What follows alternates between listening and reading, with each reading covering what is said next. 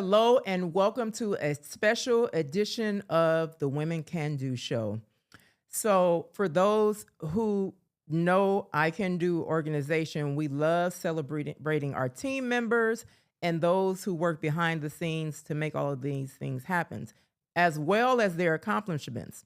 So, today we decided to give you a behind the scenes look at one of our team members. He's a member of our production team. He's an author, he's an educator, he's a singer. A lot of people don't know that about him.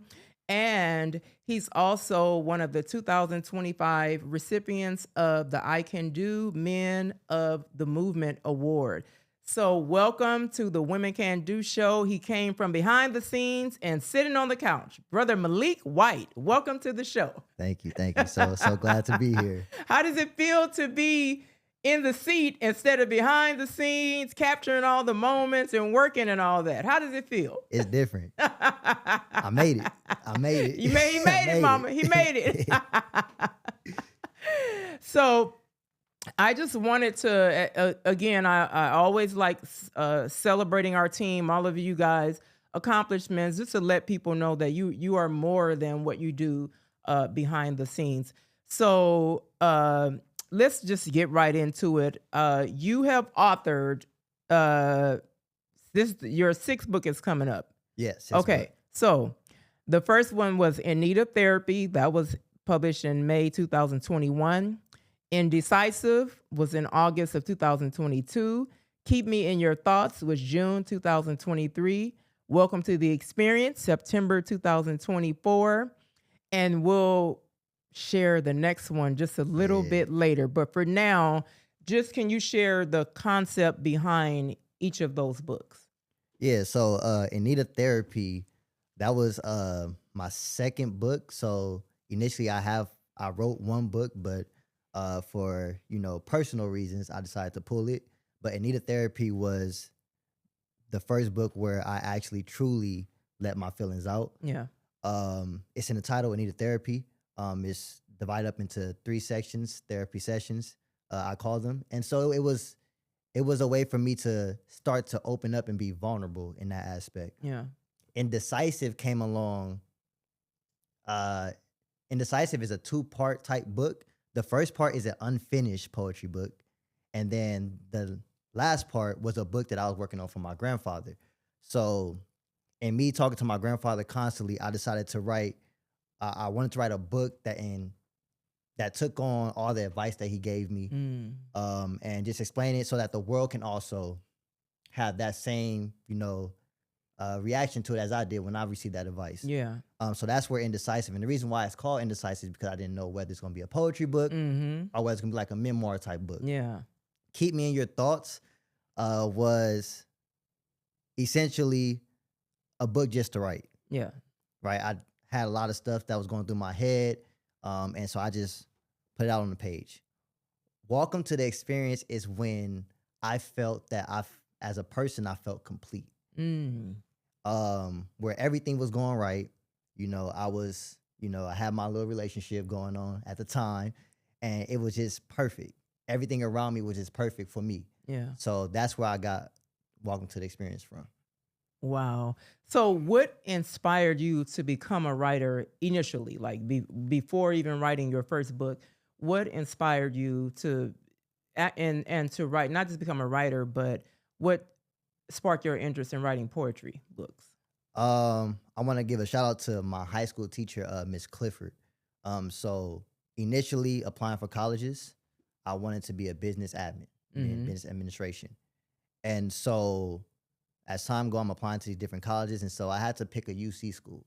And so the UC school that I picked was UC Riverside. UC Riverside has an amazing business administration program. Yeah. But so it was compacted. But I wanted to apply there. So in order for me to apply there, I decided, okay, creative writing, it's something to go for. So I clicked it. My teacher will always tell me, you have a gift in writing. And I was like, yeah, it is what it is, And so when I got to UCR, creative writing is so many avenues with creative writing. Yeah. You can be a story writer, Right. a poet writer. And so I'm like, you know what? Poetry seems like the right way to go. And the reason why is because I'm also into music. So I'm songwriting, and I feel like those two align. Yep. And so as I got in there, my love for it increased because it challenged me. Yeah. Yeah. With poetry, you can't just leave it on the surface. You have to dive deeper into your emotions, and you have to find out different ways to express your emotions so that the others, the readers, can, you know, identify with you. And so that's what sparked my journey into writing poetry. Yeah. Yeah. And I love that it's like you didn't find writing found you. Exactly. You know what I mean? Exactly. Like you said, you were going, your goal was, I'm gonna, you know, major in business administration, not knowing that you had that in you, right? You just Yeah. had to, because we know that it was there. You know, you're born with it. And again, that you had that teacher that noticed it, you know, that identified it Yep. and lit that flame within you. So I think that's a beautiful thing, you know. And as you were talking, I'm like, okay, so really writing found you. Yeah. Yeah. I wasn't looking for it at all. Yeah, Like, at yeah. all. Yeah. So what is your writing process like? How do you get into your world of creativity? Music. Mhm. So He's a oldies. singer. I shared in the intro, people, he is a singer, okay? So Yeah. pay attention. So it's music. And when I listened to each book, as I wrote, I was listening to oldies Mhm. R&B from, you know, Mhm. the Marvin Gaye, for sure, Mhm. Marvin Gaye. Yeah. And so because it's something about old school music and the lyrics, and when you listen to the lyrics and you hear the lyrics of old school music, even though simple, power, Yeah. Yeah. power, and so you begin to realize there's power in words, and so that's how I get into that creative mindset now, and also my feelings. Mm. So I have to sit alone and allow myself to address my feelings. Yeah. And so me doing that makes it easier for me to be creative. Yeah. And also, I don't overthink it. Yeah. Once I write it down, it's there. I'm not going back to it. I'm Right. gonna leave it there as raw as it can be. Mm-hmm. And I love that too because it comes from your heart.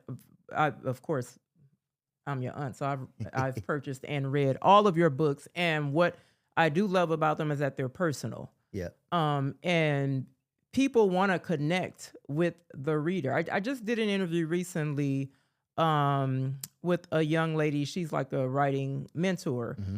And so I was telling her that about like when I'm reading a book, like I want to connect with the reader, like especially I love reading books where they're telling their story, where Exactly. you're sharing experiences and stuff. So I can say that about all of your books, that it has a personal touch, and you know people, you could tell it comes from your heart.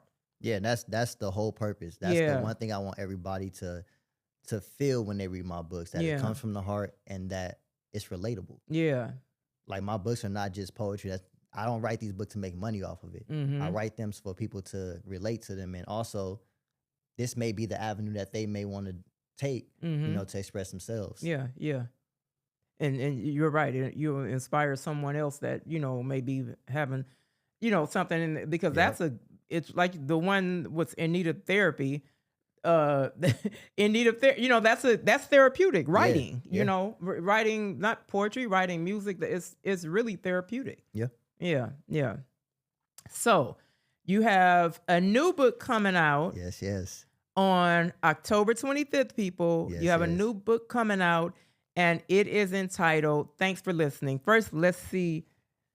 Let's show the people that book. That's the new book that's coming out. So first, I read the book already, of course. And my favorite part of the book was when I opened it and you wrote that special note to your Auntie Shell.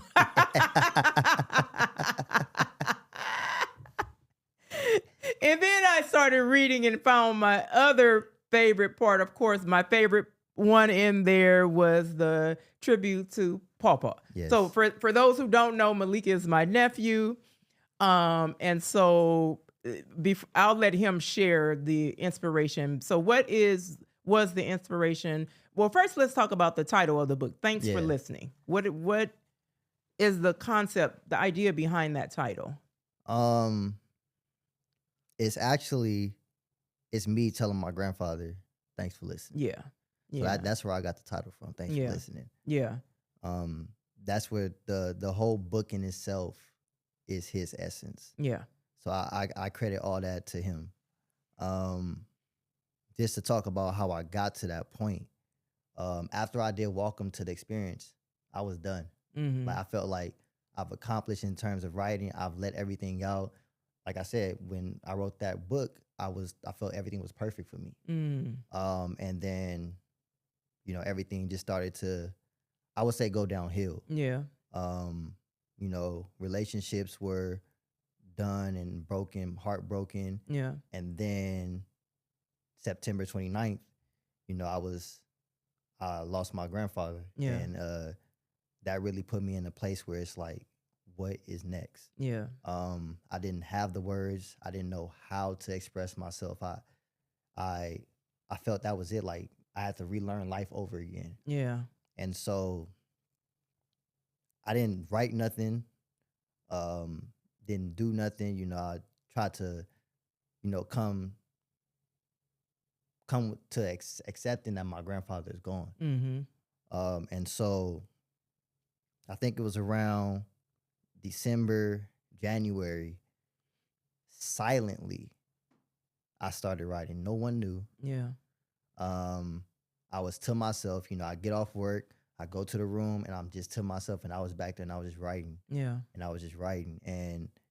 And through conversations with family members and things of that nature, Yeah. that's where this book took its form. Yeah. And I love because to me it is a tribute to Papa, right? And I just literally shared with someone the other day because I was telling them we're gonna do this interview and we're gonna talk about your upcoming book. How he was like your biggest champion Yeah. about becoming an author, telling Yeah. you need to write. Did you write that book? You need to write that book Yeah. before he passed. He was on you about writing that book. So it was so like this before I even read the book. When I saw the title and then the artwork of you and him, I mean I was like, wow, this is like so powerful.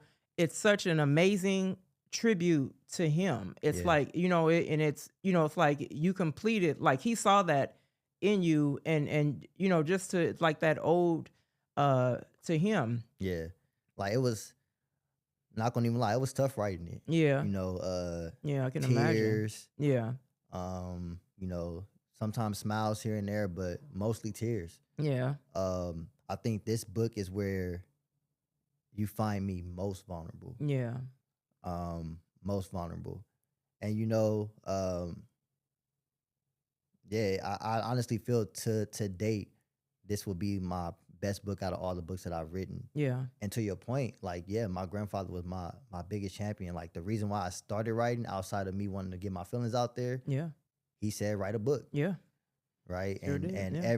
Every book that I've written was during that time when he was sick. Yeah. And he had a hand in every book, whether people knew it or not. He had a hand in every book. Yeah. Yeah. Yeah.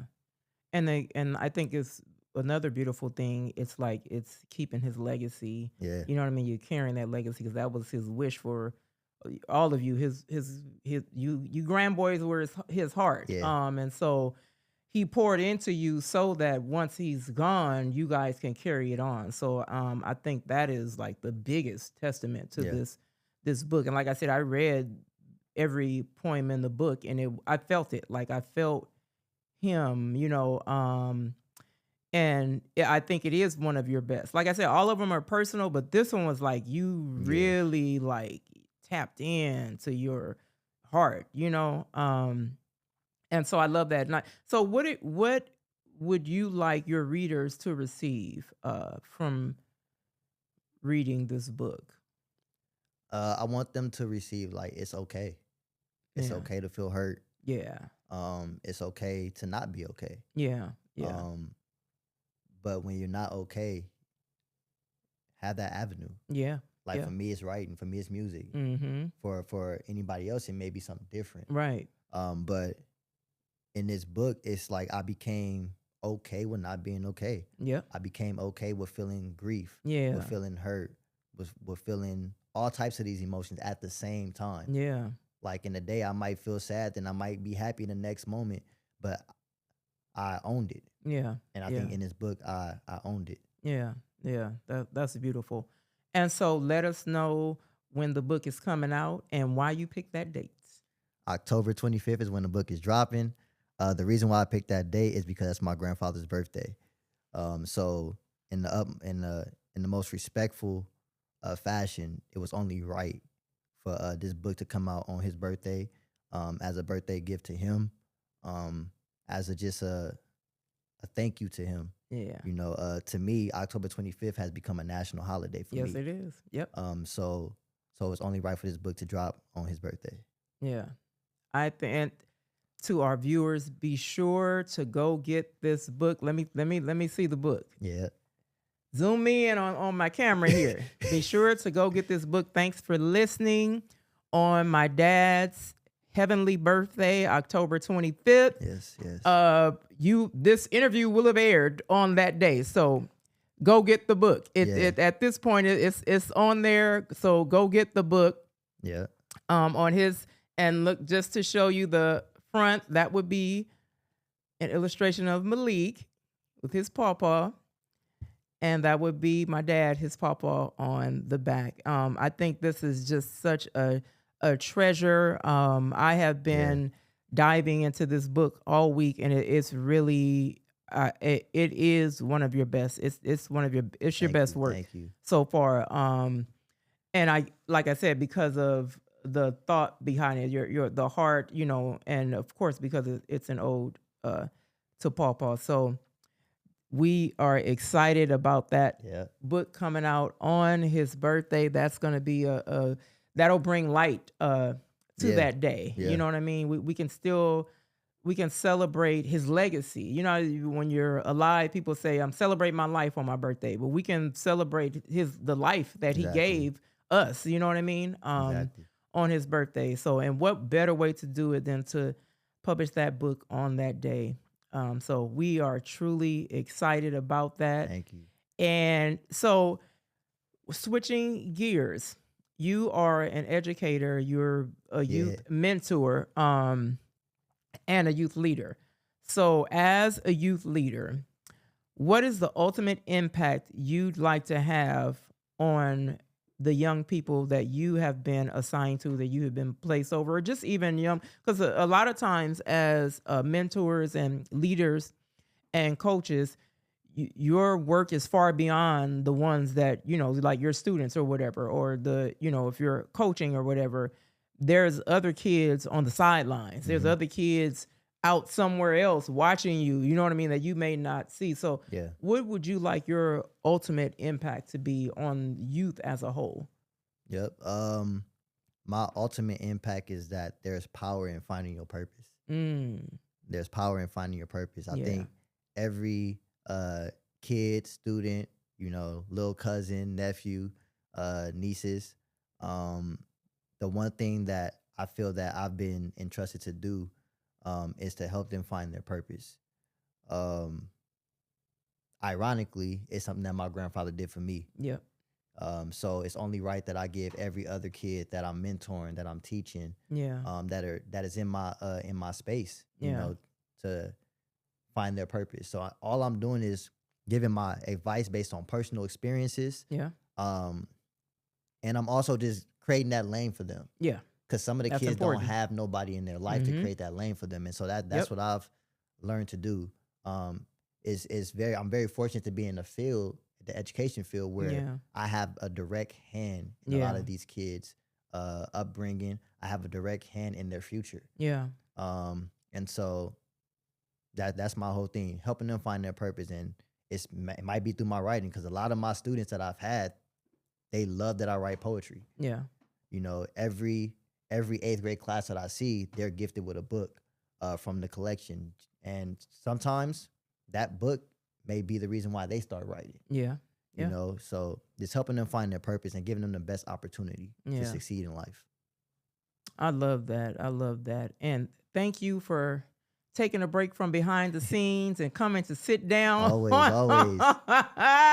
Coming to sit down on the Yep. couch. Yep. But again, like I said, I wanted to do that for you to, highlight your Appreciate it. the things that you guys are working behind the scenes, but you guys also have other gifts and things Yeah. that I think should be highlighted. I think they should be celebrated. And so I wanted to do that for you. We appreciate you here, part of our production team at the Women Can Do show, part of our team of all things with I Can Do organization. We appreciate you so much, and we will forever be grateful, and we will always celebrate all Thank of you. these other things that you're doing, because the world needs young leaders like you. Thank you. Thank you. I appreciate So it. so thank you for coming and sitting on the couch with your auntie. I'm glad I got the opportunity. It feel good. It feel good. It feel real good. Feel good. And to our viewers, I want to thank you for tuning in to this special edition of the Women Can Do show. And I want to wish a happy heavenly birthday to my amazing, Yes. beautiful dad, the GOAT, Deacon Burnell Sawyer Sr. This is a national holiday, and our family will celebrate his life and legacy. Even though he's not physically here with us, we will still celebrate his life and legacy in all that we do and all that he poured into us. He has been the greatest example for us all. And so our purpose is to take what he taught us and give it to all of you. All right. Thanks for tuning in to this special edition of the Women Can Do show.